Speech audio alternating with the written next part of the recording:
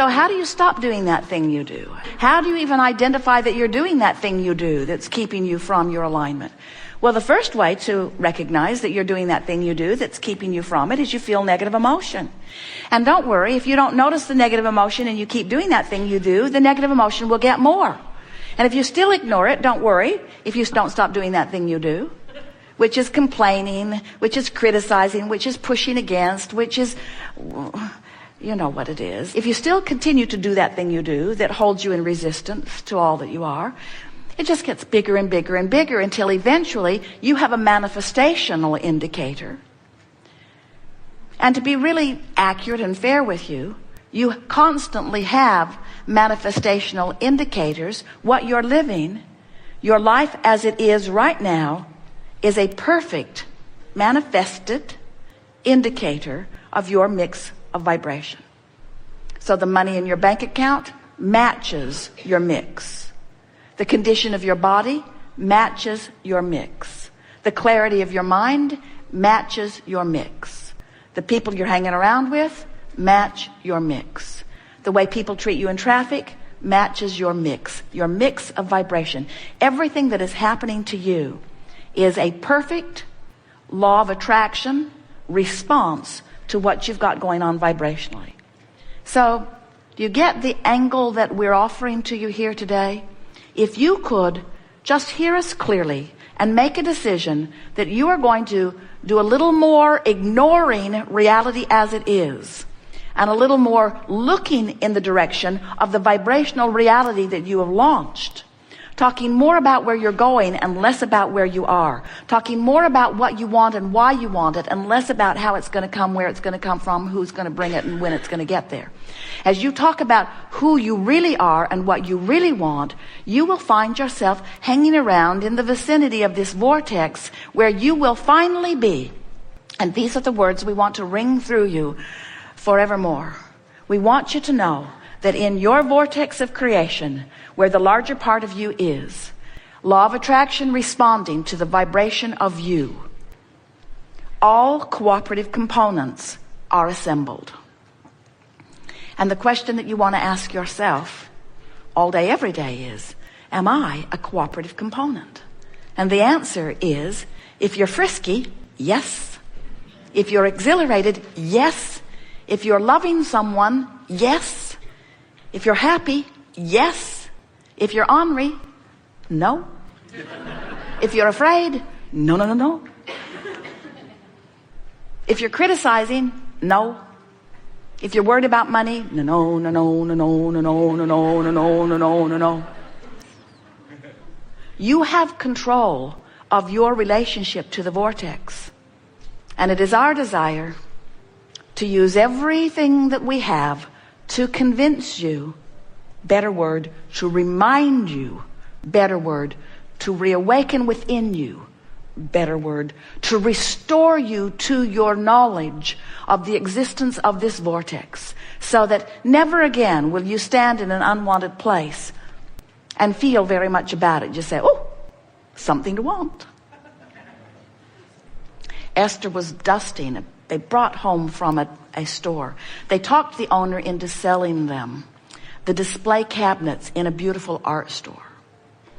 And the display cabinets were beautiful. They were chrome and glass and gilded and fragile. They didn't realize that the shelves were sitting on posts, and the posts were stable, but the shelves had nothing to sustain them, front and back. And Esther, one day, took her dust cloth and just laid it on the top shelf, and as she barely moved the cloth, the big heavy glass fell off its little posts and crashed to the shelf below it, which crashed to the shelf below it, which crashed to the shelf below it, and broke everything on the shelf.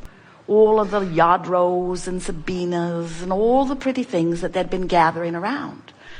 And Jerry heard the crash from the other room and said, don't move, don't move, don't move. Esther standing there in her bare feet with shards of glass actually stuck in the floor all around her. No glass in her feet. And Jerry came into the room and said, oh good, something to want.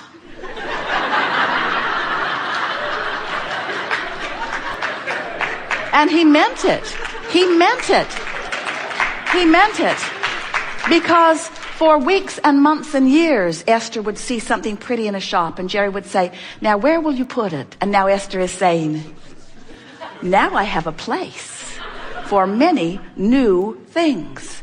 And we want you to understand, frivolous and unimportant as that story may seem to you, that is the spirit with which you come into this experience, because life is about expansion, and expansion is about more. And it is only when the larger part of you is expanded and you haven't let the rest of you catch up with it that you feel discord or discomfort. So what happens as you live your life just like you knew you would? The contrast helps you to do step one. Step one causes you to ask, and you do it all day, every day. You cannot turn that asking off. The entire universe is established to provide for you and everyone else you know this opportunity to continue to expand and evolve, even if you are a one-celled organism. So you're asking. And source is not just answering. Source is literally becoming the vibrational equivalent of what you are asking for. And because the inner being within you, the source within you, gives undivided attention to the new and improved expansion that you've carved out of your leading edge life experience, when you focus on the opposite of what you have now asked for, let's say it a better way, when you focus upon the opposite of what you have evolved to, do you get it? Do you get that life caused you to ask, and the larger part of you evolved to a new vibrational stance? And when you don't go, you don't feel good. That's what that separation, that's what negative emotion is. That's what the tug of war within you often is. In other words, the larger part of you went someplace that the physical part of you is holding out on. When you feel frisky, you went. When you feel exhilaration, you went. When you are in love, you're there. In other words, this is a vibrational vortex of attraction. And the better you feel, the closer to the vortex you are. And when you feel wonderful, you're in this vortex. Now, the benefit of being a vibrational match to what's in the vortex is you now have clear sight. You know what to do. Your impulses are right on key. Your timing's good. You feel exhilaration. The words that flow forth from you are accurate and on point every single time. When you're in the vortex, you're tuned in, tapped in, turned on. When you're in the vortex, you're all that life has caused you to become. And that's really, really a lot. Because you were a great deal before you came into this body, and being here, you've become more still. You are source energy in physical bodies. And when you're complaining, you're not letting yourself be it. So, when you come to realize that you are source and that you didn't come ever to get it all done, you came for the joyous expansion. You came for the opportunity to explore contrast and to give birth to new ideas. And then it was your absolute intention, once you gave birth to another rocket of desire, to turn as the source within you does and give your undivided attention to the new idea. You did not intend to look back at the contrast that caused you to ask in order to justify the asking by pointing out how bad it was. And yet in your physical form, you've made an art of that. You often are justifying or rationalizing or defending. I need it because I don't have it. It's not fair. And whenever you feel those emotions that feel like injustice or unfairness, whenever you feel those emotions that feel like fear or worry, whenever you feel those emotions that feel like doubt, whenever you feel depressed, whenever you feel discouraged, whenever you feel anger, whenever you feel overwhelmed or frustration, whenever you feel those negative emotions, what it means is life has caused you to expand. The larger part of you did, but you're still beating the drum of what caused the expansion, and you're not up to speed, and therefore not in the vortex, and therefore not a cooperative component to what you've asked for. And in order for the manifestations to occur in your life experience, you've got to be in the vortex. You've got to be up to speed with what you're asking for. And here's the thing that we really want you to understand. In this vortex of creation, where the larger part of you dwells, where law of attraction is assembling all cooperative components, that is the key reference for you to take away from this gathering. All cooperative components have already been assembled for the manifesting of all things that you are asking for. But the question that we want you to become aware of as you're here in this workshop today. We want you to ask yourself, am I, in my physical form, a cooperative component? And the answer is often you're the only uncooperative component. Because you're still beating the drum of I don't have enough, I don't have enough, I don't have enough. And you know why that is? Because your awareness of your reality has your nearly undivided attention. You're so busy looking at what is that you've forgotten that what is was only and is only and will only ever be the bouncing off place for this vortex of creation where all things are happening. We have enjoyed this interaction more than words can convey. It is exhilarating to come together with the likes of you who are out here exploring the contrast. It is our desire to impart to you our appreciation of your important part and to shine a bright light on what you've managed to create, which is present tense for us and only slightly future tense for you. It has been satisfying to feel you resonating with the vibrational concepts of the vortex. And it is pleasing to us that you are more awakened to your individual awareness of your proximity to who you really are. If you heard nothing from us at all, like you've heard today, but if you had heard from your grandmother that it's always best to think thoughts that please you, you would still know everything that is important to you. We make too much of this, really we do. But mostly as we try to figure out all that stuff that's outside the vortex.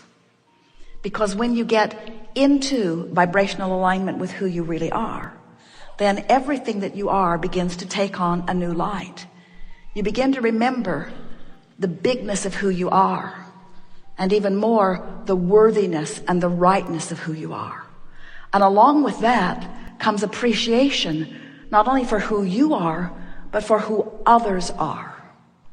When you get the big picture of the value of all this contrast, then you can look at the differences that they are believing or the differences that they are living. And in those differences, you can begin to feel appreciation for the broadness of the playground that it creates for all of you. But it is only when you garner control of your own focus that you will be able to appreciate them in their differences rather than fear them. It is only when you understand that law of attraction is the base of this universe and that there is no assertion anywhere. Nothing can assert itself into your experience. When you reach the place that you're understanding that in this attraction-based universe, that when you look at something and say yes to it, you include it in your vibration. But when you look at something and shout no to it, you include it in your vibration. But even more important, when you look at something and shout no at it, and it gives you that awful feeling that you call any number of negative emotions, that what it really means is you are taking a vibrational stance, a mental stance, a human physical stance that the source within you is not taking. And in doing so, you have created a departure, a temporary vibrational departure from the whole of that which is you, and therein lies your struggle, and therein lies 100% of your struggle. The only struggle that exists in the human experience, or any other, but it's mostly struggle in the human experience, exists because your life has caused you to expand, and for some screwy reason, you're not taking the expansion. Not yet, at least. We've enjoyed this immensely. There is great love here for you. And as always, we remain eternally and joyfully and expectantly incomplete.